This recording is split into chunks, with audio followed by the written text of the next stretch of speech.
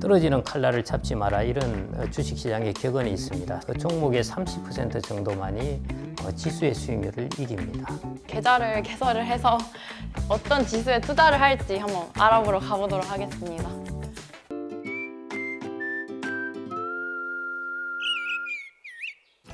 안녕하세요. 한국은행 경제교육 컨텐츠 사회초년생의 슬기로운 금융생활의 진행을 맡은 경제교육실 박다영 과장입니다. 사회초년생의 슬기로운 금융생활 2, 3, 4편에서는 주식, 채권, 연금에 대해 자세히 알아보도록 하겠습니다. 이번 2편은 주식 투자에 대해 알아보는 시간이 되겠네요. 이번 시간도 김경록 박사님 함께해 주셨습니다. 예, 안녕하세요. 김경록입니다. 안녕하세요. 경제교육실 청년 인턴 임희봉입니다. 희봉 씨는 저번에 1편을 보시고 어떠셨어요? 조금 투자에 자신감 좀 생기셨나요? 저는 1편을 듣고 이제 투자를 진짜 시작해야겠다라는 생각이 들었지만 또 막상 하려니까 아직 어려운 게 많더라고요. 역시 더 배워야 될 것 같습니다.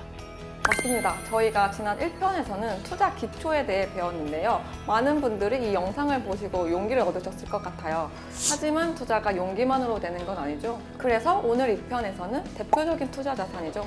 주식에 대해 알아보려고 합니다. 용기 내서 주식 투자를 시작해보고 싶은데 주식은 도대체 어떻게 돈을 버는 거죠? 주가가 오르면 팔아서 돈을 번다는 건 알겠는데 가만히 있어도 배당금이라는 것도 준다고요? 어떤 주식은 5만 원이고 어떤 주식은 10만 원이래요. 그럼 5만 원짜리가 더 싼 걸까요? 친구 말로는 10만 원짜리 주식이 저평가되어 있어서 더 싸다고 하는데 무슨 말인지 모르겠어요. 투자를 잘 모르겠다고 했더니 주변에서는 그럼 지수 투자를 하라고 하더라고요. 어떻게 주식 하나를 사는데 시장 전체에 투자를 하게 되는 걸까요? 이렇게 잘 모르는 저는 주식 투자를 어떻게 해야 할까요? 네, 많은 주식 초보자들이 주식 투자 전에 막막함을 느낄 것 같아요. 그러면 가장 근본적인 질문부터 드려보겠습니다. 주식이란 대체 뭔가요? 주식은 주식회사의 자본을 이루는 단위이고요. 그리고 그래서 그 자본에 대한 권리를 나타내는 증서라고 볼 수가 있겠습니다. 쉽게 말하자면 회사의 소유권 조각이라고 보시면 되겠습니다. 예를 들어 여러분들이 삼성전자 주식 한 주를 샀다고 하면은 아주 작기는 하지만은 삼성전자라는 거대한 회사의 일부를 소유하게 되는 것입니다. 그래서 우리가 주주가 되는 것입니다. 제가 삼성전자의 주인이 될 수 있다니. 그럼 주주가 되면 어떤 권리를 가지게 되나요? 네, 주주의 권리는 꽤 큰데요. 두 가지로 크게 볼 수가 있습니다. 첫 번째는 이제 이익에 대한 권리인 것이죠. 그래서 회사가 돈을 벌게 되면은 그 이익의 일부를 이제 내가 나누어 받을 수 있는 이익의 배당 청구권이 생깁니다. 그래서 우리가 주식에서 이제 배당을 받는다고 이야기를 하는 것이죠. 그다음에 이제 두 번째는 이제 경영 참여에 관한 권리입니다. 주주총회에 참석해서 한 주당 한 표의 의결권을 행사하면서 회사의 이제 중요한 의사결정에 참여할 수가 있습니다. 물론 소액 주주가 경영에 직접적인 영향을 미친다는 것은 어렵지만요. 원칙적으로는 그렇습니다. 그러면요, 박사님, 저희 같은 주식 투자자들이 구체적으로 어떻게 주식 투자를 통해 수익을 얻게 되는 걸까요? 크게 두 가지입니다. 주식의 가격이 올라서 그다음에 팔아서 내가 차익을 얻는 것하고요. 그다음에 배당을 받는 것입니다. 여러분들이 이제 화면에 보이는 주식처럼 주식을 투자했을 때 총 수익률은 내가 산 가격 대비해서 주가가 오른 만큼 이제 가격 차이가 생기겠죠. 그 가격 차이하고 그다음 내가 배당을 받은 것 이것을 더한 것이 주식 투자의 총 수익률이라고 할 수가 있습니다. 예를 들어 1만 원에 산 주식이 있다고 그러면요. 1년 뒤에 12,000원이 되었다. 그 사이에 500원의 배당을 받았다면은 이 주식을 산 사람은 이제 총 2,500원의 수익이 나는 것입니다. 그래서 총 수익률은 25%가 그렇게 되게 됩니다. 그런데요, 박사님, 보통 사람들이 주식이 싸다, 비싸다 얘기를 하잖아요. 어떤 주식은 10,000원이고 어떤 주식은 100만 원까지도 하는데 도대체 이런 주식들의 적정 주가는 어떻게 구할 수 있는 걸까요? 이게 아마 주식 투자의 핵심이라고도 볼 수 있겠습니다. 우리가 이제 시장에서 거래되는 것은 주식의 가격이라고 그러고 시장 가격이라고 그럽니다. 이 기업이 가지고 있는 본질 가치는 도대체 얼마일까 하는 것을 이제 찾아보는 것이 적정 주가 내지는 기업의 본래적인 가치에 대한 부분입니다. 본질 가치를 우리가 파악을 해야 현재 주식의 가격이 비싸다, 싸다를 판단할 수 있고 이를 통해서 투자를 할 수 있기 때문에요. 이제 본질 가치 가치를 잘 구하는 것이 중요한 부분이라고 볼 수 있겠습니다. 본질 가치와 시장 가치 조금 구별이 어려운데요. 차이점이 무엇인가요? 예, 조금 그러시죠. 예. 이제 본질 가치는 기업이 장기적으로 창출해내는 어떤 실적 그리고 수익 이런 것들에 기반해서 우리가 측정이 됩니다. 이제 한편으로 우리가 시장에서 보는 시장 가격 같은 경우에는요, 여기 투자자들의 기대, 심리, 투기, 뭐 두려움 이런 것들이 다 반영되어 있습니다. 그래서 이 가격만 보다 보면은 우리가 그 주식 혹은 그 기업에 대해서 잘 파악을 할 수 없기 때문에요. 그런 때 한번 그 기업의 본질 가치를 또 한번 살펴보는 것입니다. 그렇다면은 그 주식의 본질 가치를 파악을 해서 그게 시장의 가격이 적정 수준에서 형성되어 있는지를 판단하는 게 좀 중요할 것 같은데요. 그럼 본질 가치는 어떻게 평가를 할 수 있나요? 크게 두 가지로 나눌 수가 있습니다. 그게 이제 절대 가치 평가 모형인데요. 이것은 말 그대로 주식의 본질 가치는 얼마다 하고 가격이 나오는 것입니다. 그 가격을 어떻게 계산하냐면은 미래에 얻을 기업의 수익을 현재 가치로 환산해서 가격을 딱 계산을 합니다. 그래서 본질 가치는 얼마다 해서 절대 가치 평가 모형이라고 그러고요. 두 번째는 이제 다른 기업들하고 비교를 합니다. 그래서 다른 기업 대비해서 비싸다, 싸다 이것을 일컬어서 이제 상대 가치 평가 모형이라고 그럽니다. 네, 절대 가치 평가와 상대 가치 평가 용어가 조금 어렵습니다. 먼저 절대 가치 평가부터 자세히 설명 부탁드려도 될까요? 가장 대표적인 것이 DCF 모형, DCF 모형 하는데요. 영어로 하면은 이제 Discounted Cash Flow 모형이라고 그럽니다. 그래서 이제 어떤 자산의 가치는 그 자산이 미래에 만들어낼 모든 현금 흐름, 기업들 같은 경우 이게 수익이 되겠죠. 이것을 현재의 가치로 할인해서 그래서 각각의 시기에 다 할인한 것들을 더한 것, 그것이 기업의 본질 가치를 평가하는 DCF 모형이라고 볼 수 있겠습니다. 네, 방금 박사님께서 현재 가치로 할인한다라는 말씀을 해주셨는데 말이 조금 어려운 것 같습니다. 조금 쉽게 설명해 주실 수 있을까요? 이거는 언제 자산 시장에서는 항상 여러분들이 기본적으로 아셔야 되는 것입니다. 기본적인 이제 아이디어는 바로 미래의 돈은 지금보다 가치가 당연히 낮아지게 되겠죠. 그렇다면은 이 미래의 돈을 지금 돈의 가치로 바꾸어 보는 것입니다. 그게 이제 현재 가치로 할인한다 그러는 것인데요. 오늘 10,000원을 받으면은 은행에 넣어두거나 이제 투자를 해서 이자를 벌 수 있는데 1년 뒤에 받을 10,000원 같은 경우는 그 이자를 벌 기회를 이제 잃기 때문에 상당히 미래에 받을 돈은 현재보다 가치가 떨어지는 것인 것이죠. 그러면 주식의 가치도 그런 논리를 활용해서 평가를 하는 건가요? 물론입니다. 이런 현금 흐름 할인 모형을 가지고 이제 평가하는 것인데요. 기업의 현금 흐름의 대표적인 것이 배당입니다. 그래서 수십 년간 혹은 뭐 10년간, 5년간 발생하는 배당의 미래 현금을 현재의 가치로 적정 할인율로 할인해서 그것이 이제 주식의 적정 가치라고 할 수가 있겠습니다. 네, 주주가 미래에 받을 배당의 현금 흐름을 예상해서 적정 주가를 산출하는 거군요. 그런데요, 박사님, 혹시 배당이 없는 기업들도 있잖아요. 이럴 경우에는 어떻게 적정 주가를 구할 수 있을까요? 그럴 경우에는 이제 배당이 아닌 기업이 미래에 벌어들일 어떤 현금 흐름이 구해서 주식의 가치를 평가해 볼 수도 있을 텐데요. 이제 잉여 현금 흐름이라고 있습니다. 프리 캐시 플로우라고 그러는데요. 그 잉여 현금 흐름을 또 할인해서 또 적정 가치를 평가하기도 합니다. 다소 어렵게 느껴질 수 있는 절대가치 평가법을 자세히 설명해 주셨는데요. 상대가치 평가법도 궁금합니다. 예, 실제로 이제 우리가 상대 가치 평가법이 훨씬 사실은 널리 쓰입니다. 아이스 아메리카노 톨 사이즈가 있다고 그러겠습니다. 그 한 잔 가격을 이제 옆 동네 비슷한 카페의 동일한 사이즈 한 잔 가격과 비교해서 내가 이것을 살까 저것을 살까 이제 결정을 하는 것입니다.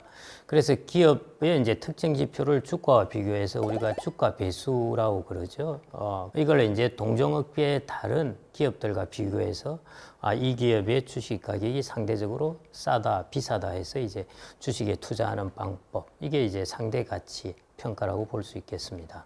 PER, PBR 같은 거를 말씀하시는 건가요? 정확합니다. 그게 이제 배수라는 것인데요. 주가 배수가 PER입니다. 주가 수익 비율 이렇게 이야기를 하는데요. 그냥 퍼라고 하겠습니다. 주가를 이제 주당 순이익으로 나눈 값인데요. 이익 대비해서 주가가 몇 배 높은가 하는 것입니다. 예를 들어 퍼가 15라고 그러면은 현재 기업의 한 해 이익에 대비해서 15배의 가격으로 거래된다고 하는 것이고요. PBR 같은 경우에는 여기서는 북이라는 뜻입니다. 장부 가격입니다. 그래서 현재 기업의 시장에서 평가하고 있는 가격과 장부에서 평가되고 있는 가격을 비교하는 것이죠. 그래서 예를 들어 PBR이 1이라고 그러면은 시장에서 거래되는 가격과 장부에서 평가되는 기업의 가치가 같다는 뜻이고요. PBR이 0.5라고 그러면은 시장에서 거래되는 가격에 비해서 장부에서 거래되는 것이 0.5배밖에 안 된다는 것입니다. 네, 말씀하신 내용을 종합해 보면 절대가치 평가로는 그 기업의 적정 주가가 얼마인지 계산해 볼 수 있고, 상대가치 평가로는 그 기업의 주가가 비슷한 산업군의 타 기업 대비 싼지 비싼지를 알아볼 수 있겠네요. 예, 맞습니다. 그래서 이제 상대가치 평가, 제가 이제 실질적으로 많이 활용된다고 그랬는데요. 다른 국가와 비교하거나, 그다음에 다른 국가의 산업군과 이제 비교하기도 합니다. 최근에 이제 좋은 예라고 할 수 있는데요. 우리나라의 PBR, 이게 이제 개발도상국보다 더 낮은 수준이었습니다. 그래서 상대가치로 평가해 보니까 우리나라 기업은 저평가되어 있다, 이런 이야기를 하게 된 것입니다. 그래서 최근에 기업의 밸류 프로그램, 이게 바로 PER과 PBR, 이 부분이 너무 낮게 되어 있는 것들을 다시 원위치로 돌려야 되겠다는 것, 여기서 출발했다고 볼 수 있겠습니다. 네, 주식의 가치평가법을 알아보니 주식이 정말 깊이 있는 분야라는 것이 느껴졌습니다. 그런데요, 박사님, 주변에 보면은 주식 투자로 돈을 벌었다고 하는 사람도 있고 잃었다고 하는 사람도 있는데, 저희 같은 주식 초보자들이 주식 투자를 현명하게 하는 방법이 있을까요? 지피지기면은 100점 불태라는 말이 있습니다. 나를 알고 상대방을 알면은 100번 싸워서 위태롭지 않다라는 뜻인데요. 나를 아는 것이 나의 투자 성향을 아는 것입니다. 그 다음에 상대방을 아는 것이 주식 수익률은 대체 어떤 특징을 가지는가 하는 것을 알아야 되는 것입니다. 그래서 이게 실질적으로 아주 중요한 부분인데요. 여러분들 저 이제 보시는 그래프가 미국의 이제 S&P 500의 수익률을 저렇게 분포를 그려놓은 것입니다. 저 모양을 보면은 주식의 특성이 다 들어있다고 보겠습니다. 첫 번째 특징은 주식 수익률은 뾰족합니다. 그 말은 주식 수익률의 변동이 별로 크지 않은 곳에 대부분 많이 몰려 있다는 것입니다. 그 다음에 주식 수익률의 중요한 특징의 두 번째가 뚱뚱한 꼴입니다. 패테일이라고 그러는데요. 저 양끝이 뚱뚱하다는 뜻입니다. 그 말은 주가가 아주 많이 오를 때, 그 다음에 주가가 아주 많이 떨어질 때가 자주 발생한다는 것입니다. 이 두 가지를 합쳐본다면은 주식은 평소에 뭐 그냥 고만고만하게 변하다가 한 번씩 크게 오르고 한 번씩 크게 떨어진다는 것이에요. 세 번째 특징이 있는 것이 왼쪽으로 치우쳐져 있는데요. 이게 뭐냐 하면은 주식이 떨어질 때 큰 폭으로 떨어지는 경우가 더 많다는 것입니다. 아마 격언으로 이해하시는 게 더 쉬우실 것 같은데요. 우리가 주식의 가격은 올라갈 때는 계단으로 올라가고 내려올 때는 엘리베이터로 내려온다는 말이 있습니다. 그게 주식 수익률의 분포에서 왼쪽에 마이너스가 더 많다는 것입니다. 그리고 마지막으로 이제 주가는 변동성 분집 특성을 또 보이기도 합니다. 근데 변동성 분집이라는 말이 어려운데 혹시 무슨 뜻인가요? 어렵습니다. 대부분 다 모르는데요. 변동하는 것들이 이렇게 뭉쳐서 있다는 것입니다. 한번 크게 오르면 또 계속 오르는 경향이 있고요. 그 수준이 예상보다 오래 지속된다는 것이고, 또 한번 이렇게 떨어지게 되면은 이제 금방 회복되겠지가 아니라 또 이런 불안한 국면이 계속 지속된다는 것입니다. 그래서 평온한 국면, 그 다음에 충격적인 국면, 이런 것들이 이제 나누어서 국면처럼 이렇게 군집해서 있다는 것입니다. 그걸 이제 우리가 조금 응용해서 본다면은 우리가 떨어지는 칼날을 잡지 마라, 이런 주식시장의 격언이 있습니다. 이런 수익률 특성을 이제 조금 파악해 보시면 될 것 같습니다. 그 다음에 이제 마지막으로 연구 결과에 따라서 조금 다르긴 하는데요. 일반적으로 다 인정하는 부분은 종목을 투자했을 때 그 종목의 30% 정도만이 지수의 수익률을 이깁니다. 그래서 첫째는 일반인이라고 한다면요, 종목보다 지수에 투자하는 것이 좋습니다. 그리고 장기적으로 투자한다고 그러면요. 그래서 개별 기업의 미래를 예측하는 것은 전문가도 쉽지 않은 영역이기 때문에요. 그래서 시장 전체를 사는 그런 지수 투자를 포트폴리오의 중심, 코어에 두고 70%는 지수, 30%는 종목 이런 식으로 이제 투자하는 것, 그게 이제 첫 번째 방법이라고 볼 수 있겠습니다. 두 번째는 글로벌 국가의 지수를 선택해서 분산하십시오. 미국은 선진 시장이죠. 그다음에 중국 시장 같은 경우 이제 성장하는 시장이죠. 인도 시장도 이제 성장하는 시장입니다. 이런 시장들의 대표 지수에 이제 두루 분산해서 투자함으로써 자연스럽게 우리가 지역 분산, 글로벌 분산 효과를 갖게 되는 것입니다.